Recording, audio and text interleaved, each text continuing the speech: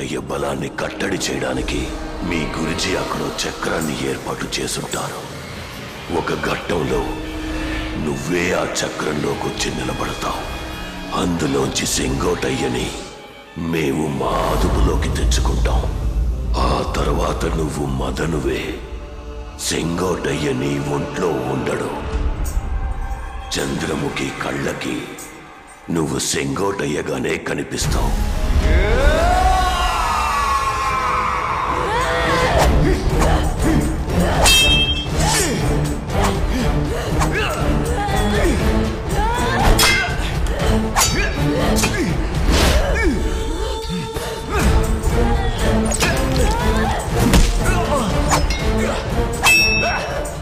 నీలో ఇక చెంగోటయ్య లేడని చంద్రముఖి గ్రహిస్తే తనని తానే అంతం చేసుకుంటుంది.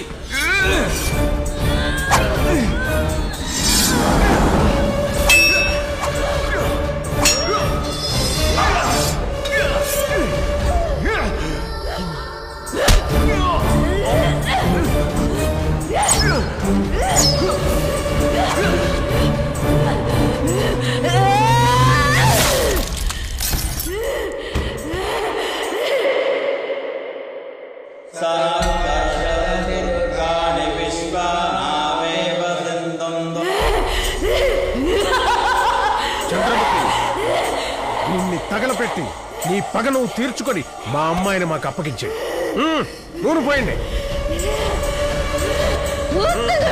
పోయండి, ఇంకా పోయండి. కాగడా తీసుకో,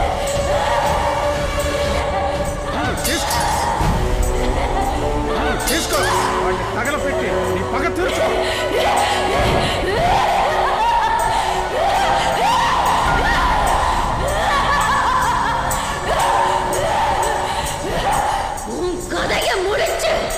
என் பகையை நான் தீர்த்துக்கிட்டேனா? இது என் கோட்டை, என் சாம்ராஜ்யம்.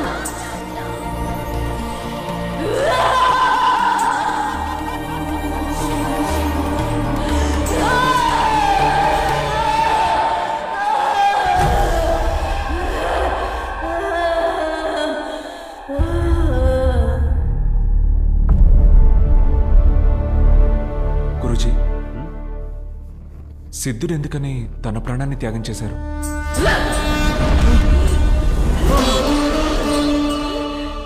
చంద్రముఖిని వేటయ్య సజీవ దహనం చేసినందువల్ల వేటయ్య ఆత్మకు శాంతి లభించకూడదని ఆ చంద్రముఖి అస్థికల్ని సిద్ధుడు ఆ గదిలో బంధించడం వల్ల అతను మరణం కోసం తప్పించాలని 2 శాపాలనిచ్చింది.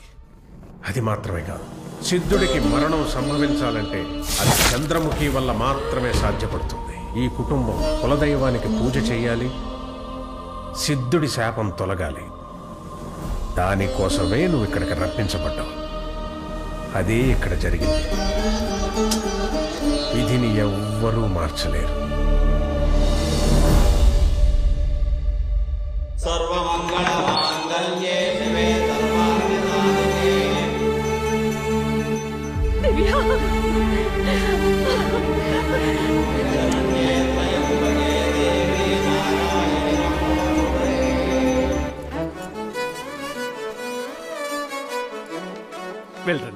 వెళ్ళండి,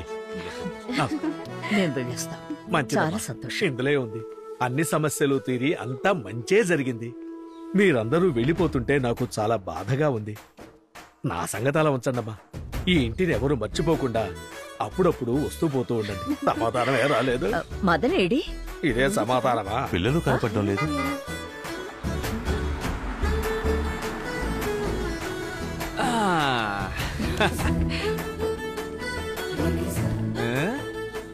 ఏంటి అలా చూస్తున్నారు? కారే వేరు, మన కుటుంబం అంతా ఒకటే. అది అలా నవ్వాలి. బసవయ్య, చెప్పండయ్యా.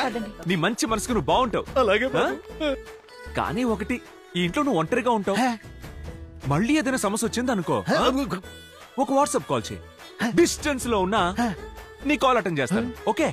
అలాగే.